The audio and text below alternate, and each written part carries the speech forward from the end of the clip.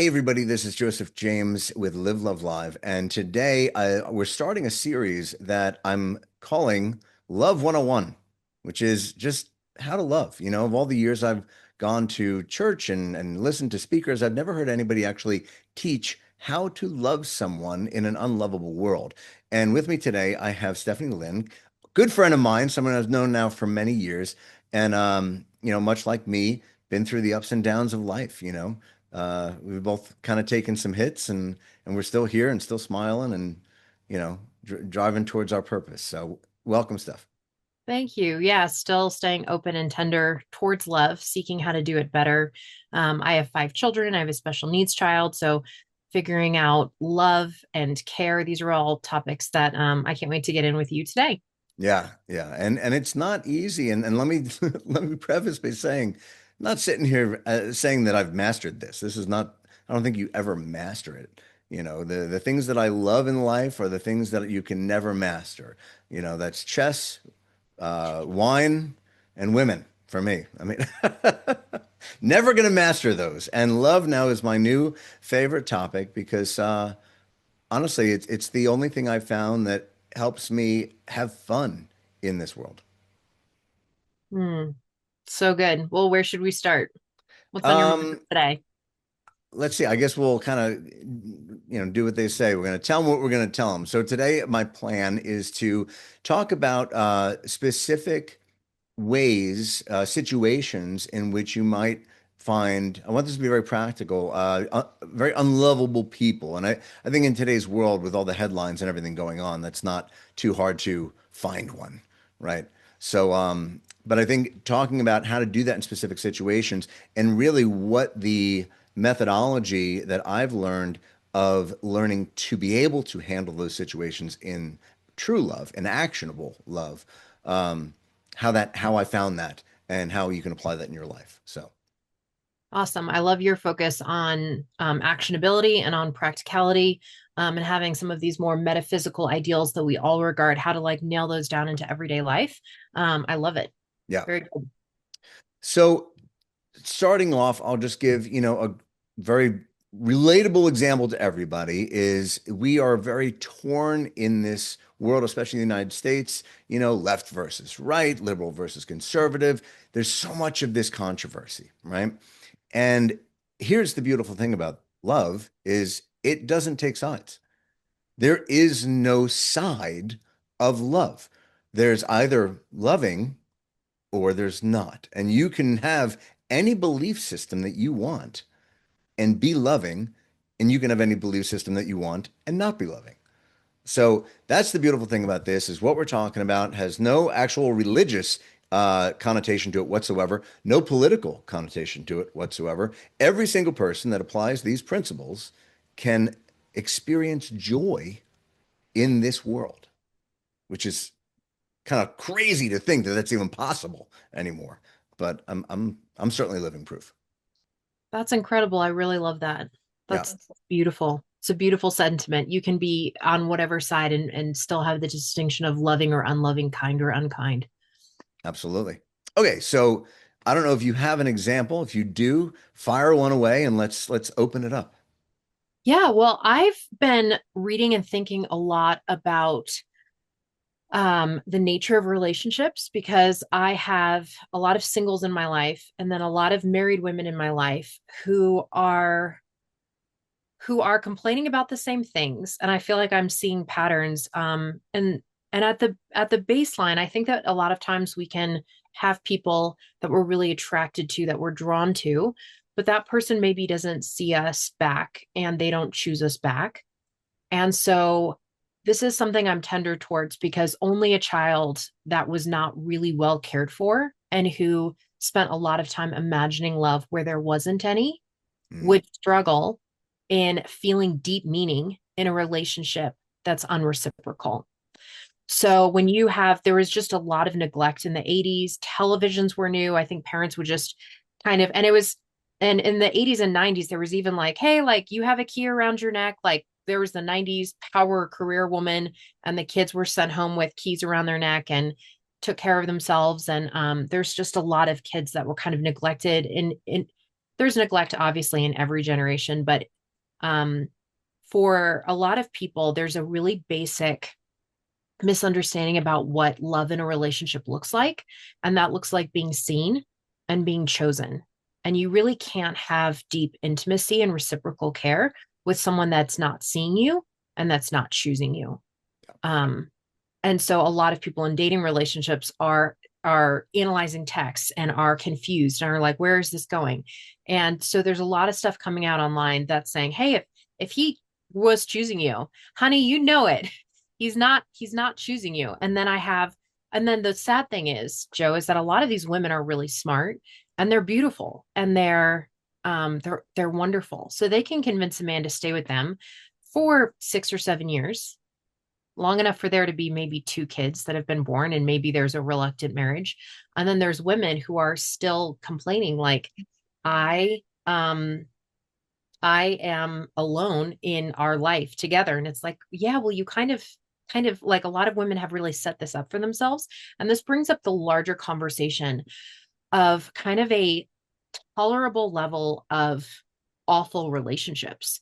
And I appreciate that you're having this conversation because for me, like wanting to not just have mediocre relationships, like wanting to have more quality in my relationships and really trying to understand what is the cost that I have to pay in order to have deeply loving, nourishing, reciprocal, respectful, safe, consenting relationships.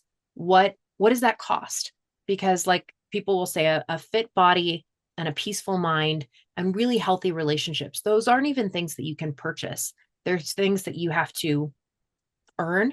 And so this conversation that we're having today about what does it really look like to be deeply loving towards other people in a way that's healthy and safe for both parties and enables flourishing for both parties for them to be who they truly are, but in relationship with one another. That's kind of the conversation that we're having today. Okay, that is such an incredible start because, and as I'm listening to you, I'm realizing the answer Yeah, to what pretty comes much up for every, you? pardon? Yeah, I said, yeah, tell me what comes up for you or what Okay. you'd want to highlight out of this. The answer to every situation really comes down to the same thing. But this is such a relatable one that everybody, I think, can see themselves in. Um, the the problem with people expecting things in relationships, one is expectations, but two is that they're looking for someone else to fill a need that they have within themselves that the other person is incapable of filling. What um, I knew a pastor used to call it two ticks and no dog, right? You got two people that need something from one another, and neither one of them can give it to them, right? So that's why in my quest for joy, as I wrote in my second book, The Quest for Joy After Losing the Battle, what I found is the key, the first step to practical joy, practical love, is you have to learn to love yourself. I was having this conversation with my sister the other day, and she couldn't grasp it because she's like, "Well, that's selfish." I said, "There's a difference between selfish and self-love. Self-love says that I deserve a certain level of respect. I deserve to be treated a certain way. I'm not going to allow someone to come in, to use the analogy of the garden. I'm cultivating a beautiful garden that's nourishing and loving and wonderful and beautiful. And I'm not going to let somebody come in and trample all over it. All right. I'm going to put up a fence. I'm going to say, you're out there because you don't know how to treat my garden. All right. And your garden is your heart. It's your mind. It's your psyche. It's everything. Right. So you have to first develop that ability to love yourself enough to put up boundaries and know your worth. But where do you find that worth? Where do you find your identity? And that can only come from one place. And at the risk of sounding religious, because I'm the furthest thing from, it comes from understanding your creator's intent for you. Now, unless you completely disagree with the idea of creation, we were all created Most energy. people are open to the idea of energy Yeah, creation or source. Yeah. right. Energy comes from somewhere and it can't be destroyed. So we all go somewhere, right? So there is a creation happening. And by getting to know that creator, I love the story called You Are Special about the little wooden people that live in this town and they give each other stickers. You know, It's a children's book. It's a yeah, it's a children's book. children's book, So right? yeah, and it's very special. Keep going. The key to my joy and love is being a child, and that's why I love kids' Oh, books. I'm But crying yeah, all the way through this book. Same as like the Giving Tree. The kids are like, yeah. Mom's gonna Oh, it's cry. Okay, so profound. there's So this the village Weemics go around and their of wooden entire people. society is built on, which pretty relatable today, giving likes or dislikes, right? They give gold stars to the pretty ones, the well-spoken ones, the athletic ones, the talented ones, and the ones that are a little frumpy or not so, pretty, and they get they get gray dot stickers, right? So if you're covered in gold star stickers, you feel amazing. If you're not, and you're covered in gray dot stickers, you probably don't leave the house much, right? And then one such Weemic, his name was Punchinello, he doesn't leave the house ever. He just watches the world from his window. And he sees one day this girl, Lucia, that walks by and she has no stickers on her at all. And he's like, oh my God, that's how I want to be. Well, Lucia tells him that she goes up and spends time with the wood carver every day and getting to know him and the way that he created her and the way he loves her. All of a sudden, the stickers didn't stick anymore.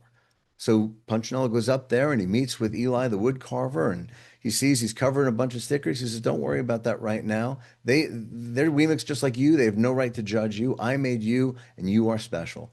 And with that, he thinks to himself, I think he means it, and one sticker falls off.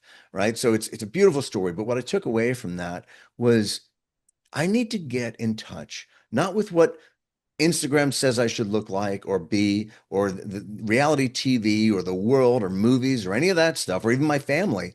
I need to find out the person that created me. What do they think of me?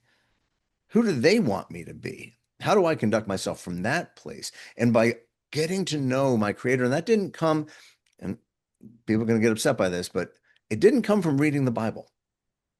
It came from just talking to that source energy. I don't care what you call it. Whatever you call it, that's just talk to him because he'll reveal himself to you or she or whatever you want to call him. That's where it started to unfold for me. And out of that, I started to have this impenetrable, not even confidence. It's like transcending confidence. Confidence, I didn't even need it anymore because I had pure understanding of who I am. Mhm. Now, yeah, I want to work out. I want to eat healthy. And actually, the more I learned to love myself, the more I wanted to do those things because I wanted to be the best version of myself. So, out of understanding how to love me, now when I got into relationships, the first thing you have to understand is you can't meet someone else's needs. So, when they're getting mad at you because you're not meeting their expectations, you know who's guilty of an unmet expectation? The person that said it. Hmm. I can't meet your expectations because you said it. I can only give to you what I have to give. Right. So if any relationships that you realize are toxic, then you might want to put up those boundaries. Maybe those are relationships that need to stay outside your garden. Hmm.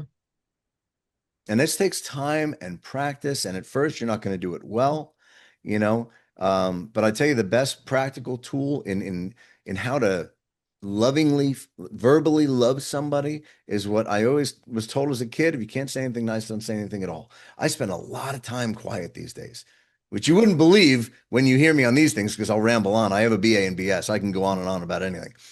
But when I'm in most conversations, I'm very quiet. Hmm. Well, I want to highlight what you talked about receiving for yourself first, because I found more emotional healing. I spent years because I remember source, and a lot of people don't remember where they came from. So I spent a lot of time, grew up in a very religious childhood. So I would just pour out my love on God.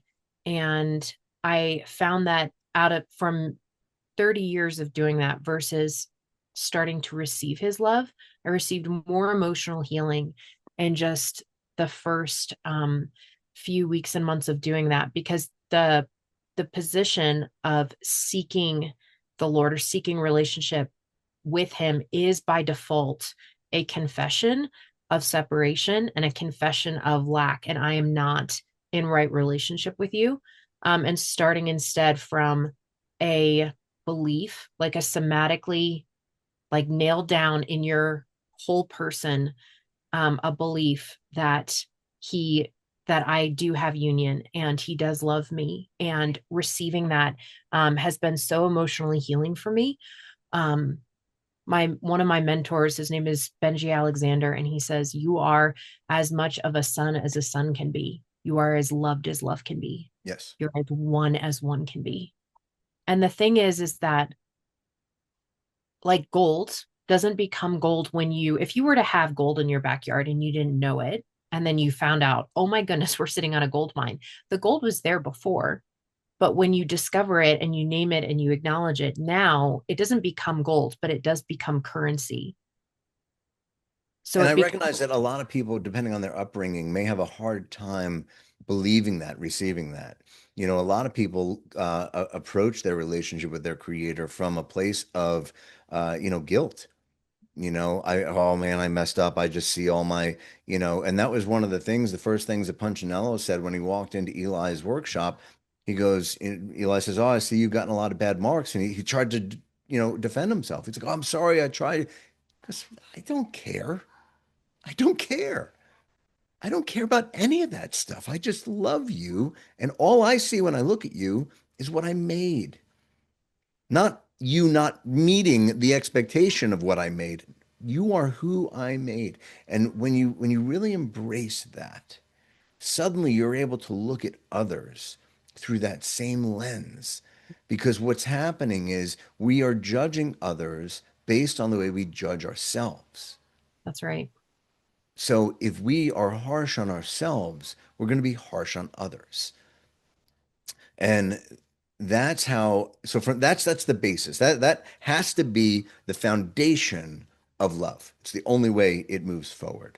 Now we get into the situations of relationships. So, you know, oh well, why don't they love me back, or why don't they see me the way that, and that can be very hurting, hurtful. I like you so much. I can see such a great future for us, and blah, blah, blah. And you don't know how much I would do for you, and all these great things. And they don't. And it's even worse when then they go and pick somebody that is terrible to them, right? And you're like, oh my God, don't you realize that's not loving yourself, because you are the prize. You are awesome, right? Like, imagine you're throwing a party and you have, I mean, this is the best party ever. It's all the best DJs and whatever it is, right? Whatever makes a great party, that's what you're throwing. And then you send out the invitation to all your closest friends. And some of them go, nah, who's losing in that scenario? You or the person that's missing out on the best party ever, right? You are the best party ever, the way you are right now. That's what you have to realize. That's the way the creator created you. You are awesome. And the people that don't recognize that, yourself included, are missing out on one of the greatest treasures, getting back to your gold analogy, that they're ever going to experience. And when you go through life that way, suddenly you start to develop a heart of compassion for those that treat you less than, because they don't realize they're holding on to gold. They think they're tossing a rock into the dirt, not realizing that they're holding on to one of the most valuable, precious metals in the world, and they don't see it. And that's not a reflection on you, that's a reflection on them. And that's the way I look at people now. So, you know, when I get, rejected, which nobody can reject me, um, when I get rejected by somebody, oh, I don't think we're good together, I don't like you that way. Okay, cool. Because you're not my person. You're not here. You're not up here. You're just not here. I don't want to look at anybody as below me, but I know where I am. And I'm looking for the people that resonate here, because that's where joy and love exists. And the way that you practically love the person that is unlovable is by not Oh, well, you don't know, or fine, I don't like you anyway. Like, no, don't don't lower your vibration. Okay, that's okay. Have a great day. I wish you the best, all that. Because in You, my heart, I'm saying to myself, wow, they really missed out. you're letting them opt out, and that has just become a whole internet sensation. Is let them let Yes. don't try and control people, let them opt out, let them not choose you, let them not show up, because that reveals where then positionally they should go in your life. So you had said that we wanted to bring some practical things in here as we're talking about love. So people consent is really the basis of safety. So two people consenting towards something and choosing something. Um, One thing that I've been learning new language around as I've kind of been on this journey towards having higher quality relationships and a higher quality domestic life has been exploring um, just domestic care and love as like domestic labor really being the infrastructure of intimacy in a family life. Mm. So caring for someone is how you say, I see you, I see your needs, you're not alone, I am building a life with you, and I'm showing up and consistently showing care towards you. Recently I was in Brussels with this just very elegant man. Like, he was just such a gentleman, and his handwriting was beautiful, and his mannerisms and the way that he was at dinner was beautiful. And he was just a, a very refined, cultured person. And I love being impressed. Like, I love sophistication and truly being impressed by someone who is all those things: refined, elegant, higher culture. Um, and he was so gentlemanly. He escorted me and my photographer to the car and waited for us in the cold and helped us with our suitcases. And he was in his 70s, so I almost kind of felt like I should put the suitcase in the trunk rather than him. And he insisted that he, even though he's elderly, he put both of the suitcases, lifted them up for us, and waited for us to get in and closed our door. And I realized it had never occurred to me before why gentlemanly behavior used to be the basis of courtship. I know that these are very archaic words, but stay with me. Hmm. It's because what you're really looking for in a partner is at a very deep and exclusive level, and at a level that's unspoken at this point normally, is you are looking for a lover, and you are looking for someone who's deeply considerate about how you are being physically pleasured and what you like. And there's a tenderness there between the sexes of, how can I please you, what would you like to experience? And the sexual aspect is really tender, because in relationships there's all sorts of different calibrations of what people prefer. So some people in their finances like safety, some people like using money to enhance the present moment. Some people live to share everything. They want to tell you what their health stats are every morning off of their app. They want you to know about their digestion. I mean, they just want to tell you everything about their life. Other people want to have that sacred inner garden where I will tell you my thoughts after I fully thought and formulated all of them. Some people are on a spectrum of introvert, extrovert. Some people, when they're dysregulated, seek closeness. Other people seek distance. Everyone has different calibrations, and there's like 10 or 15 different spectrums where people fundamentally may have different values.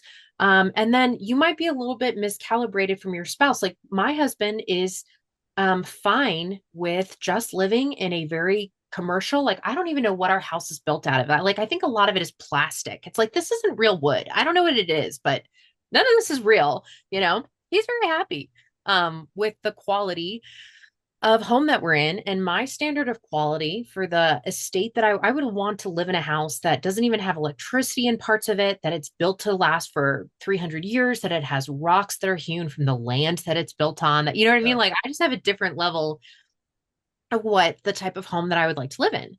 Now, if my husband doesn't want to do the work for that dream, and he doesn't want to live in that dream, like, he doesn't ever want to, like, have chickens, that's fine. I can go out and I can find another partner who's an architect, and I can find another partner in finance, and I can find other people who want to partner with me, who want to run my barn, and I can still be faithful to my marriage vows.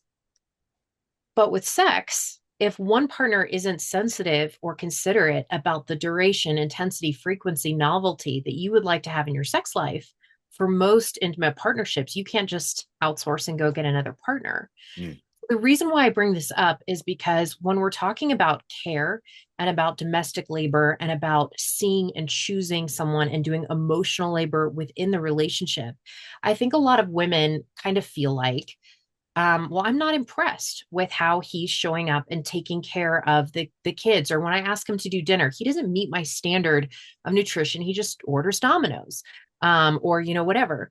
And they can actually hire someone else to do a lot of those things. You can get takeout, you can do a lot of things. And if my husband cleans the kitchen most of the time, most of the way, most women kind of feel like, well, yeah, but I'm not impressed. And I'm honestly not that thankful. And it really wasn't to my standard. And I think a lot of men can feel that way in their sex life. It's like you are not hitting the duration and the types of experience that I feel really cared for. And it's a tender thing because then the man can't go and really outsource that in most relationship agreements. So I'm sorry, I know I've kind of gone on for a long time without letting you respond, but I just think that the fundamental act of care, like if someone says that they want to build a life with you, but if they're doing none of the work for that life in emotional labor or in domestic care, they are fundamentally saying, I am entitled for you to do everything that it takes to build the foundation of my life. And I am going to begrudgingly, if asked, do something beneath your standard. This is a mediocre, low class, undesirable level of showing up in our most intimate partnerships. And I just think that love looks like caring for the other, being tender towards the other, and trying to please them in tenderness. And I've been in my partnership with my husband, I've been with him for 22 years. So then the longevity of that over time. And yeah, so all of that to say that I just think that maintaining choosing and tenderness in relationships is the really practical choosing of love that we do for one another when we care for one another. So that is a great segue into what will could very well be our next topic of conversation because we are just about wrapping up our time. But I will end your thought on going back to what I said. The basis and the answer to, or at least the root answer of every question that you're ever going to pose for love is going to become back to getting to know who you are in the eyes of your creator. If you have learned to fully embrace the love that you were created in and you fully love yourself, from there, I don't need other people to meet those needs. What I'm now able to do is overflow into the lives of others and set the tone, set the example. And when you find people are not meeting that example or not reciprocating, that's when you need to reevaluate those relationships because not everybody will reciprocate because some people will start to just take and take and take. And when you realize those people are just takers, you need to ask them to leave your garden. Well, I think that this is something we We are can't. we're just about out of time and this is going to cut off Yeah. any second. So I'm Okay. gonna wrap it up here. We're gonna leave it on a cliffhanger. Tune in next time where we talk about love and getting into some of the sexual components of love and what that looks like in a relationship as well. Thank you, Stephanie, for joining us. And I look forward to having more of these conversations next week. Have you ever been in a position where you just needed a little help? Maybe you lost your job or you were late on rent, or maybe you were staring down an eviction notice with more fear than money in your pocket. Or maybe it wasn't even you, it was just someone that you care about. Truth is, we've all been there, especially in the last few years. We've all felt that moment where you realize the system's not built for you. And the answer was you make too much to qualify, or I'm sorry, we just can't help. When you finally even muster up the courage to ask for help and you're denied, it can make it feel like, what's the point in even going on? That's why I created Live, Love, Live. That's why we exist. It's a nonprofit, but not the kind that you're used to. because we are a reverse style auction. Instead of bidding on golf trips or wine tours, we're bidding to meet real needs of real people, vetted but urgent situations. Imagine this. Lot number 1 is a single mom. She needs a car to get to work and drop her kids off at school. Lot number 2 is a veteran. He fought for his country, but yet he's still fighting to get the benefits that he already earned. And lot number 3 could be a family with small children who are losing their home and are about to end up on the street. Each month we go live and we present the needs of the community, and you decide what gets funded. So if, let's say 100,000 people were to subscribe to this channel and just 10,000 of them showed up to the live stream with $1 in hand, how long would it take to meet the need of that single mom? Let's say the car costs $5,000. We got 10,000 people with $1. Seconds. In seconds, we could raise $5,000 and change her life. That's the power of collective giving. That's the power of showing up together. And here's the moment. If you've ever seen that show, Extreme Makeover Home Edition, you know the power of a community coming together. Volunteers, neighbors, the builders, the friends, everybody working together to create something beautiful for one family in need. And when they finally moved that bus, that move that bus moment, man, there wasn't a dry eye in the crowd. You know what to say? Say it with me. Here we go. Bus driver, move that bus!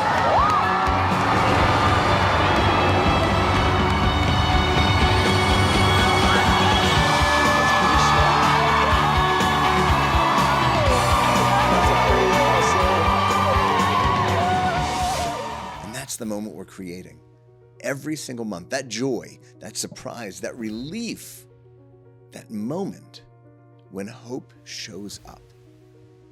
This isn't about charity galas, and it's about dignity, speed, and hope. It's about helping real people helping real people with just $1. The quickest way to get $1 million is to convince 1 million people to give you $1. People, we don't need the organizations, we don't need the churches, we don't need the government. We just need to come together as people. And when you're a part of that, oh my gosh, it's not just generosity, you are in purpose, and it feels incredible. It's addicting. And I'll have you coming back month after month, just waiting to give another $1.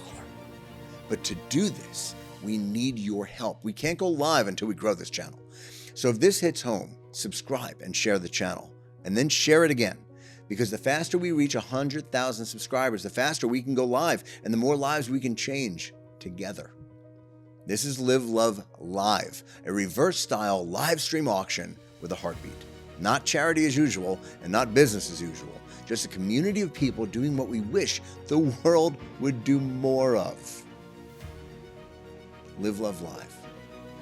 Come join us.